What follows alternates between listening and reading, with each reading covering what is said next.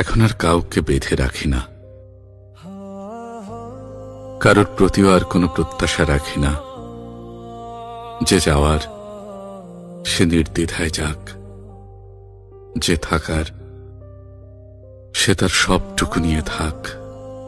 কারোর থেকে আমার আর বিশেষ কিছু চাওয়ার না আছে, না আছে কাউকে বিশেষ কিছু দেওয়ার। যে থাকার সে অল্পতেই থেকে যাবে, যে যাওয়ার সব উজাড় করে দিলেও চলে যাবে, চলে যাবেই। কিছু মানুষ ছিল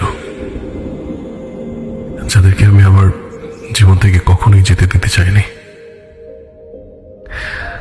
এমন ছিল যে আমি আমার থেকে তাদের বেশি ভালোবাসতাম, সব বিষয়ে তাদেরকে নিজের থেকে সবার আগে রাখতাম। কিন্তু পরিস্থিতি এমন হয়ে গেল যে তারা আমাকে ছেড়ে চলে গেল। এখন মনে পড়ে, কিন্তু কথা হয় না। ব্যাপারটা কি অদ্ভুত, কি কঠিন, তাই না? নিজের আপনজনকে চোখের সামনে অচেনা হতে দেখা।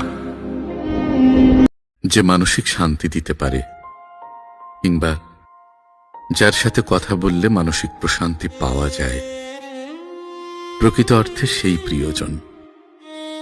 কেননা পৃথিবীতে ভালোবাসার মতো মানুষ অনেক আছে, তবে মানসিক অশান্তিতে সামান্য একটু মানসিক ভরসা দিবে এমন মানুষ পাওয়া যায় না। জীবনটা কেমন জানি হয়ে গেছে, একটা ধাক্কা সামলে উঠতে না উঠতেই আরেকটা ধাক্কা খেয়ে পড়ে যাই।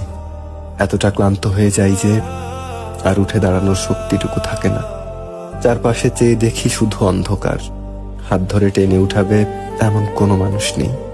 যাদেরকে কাছের ভাবি তারা আমার পড়ে যাওয়ার দৃশ্য দেখে দূর থেকে মুচকি হাসে। তখন অনুভব করি এত বড় পৃথিবীতে কতটা একা আমি।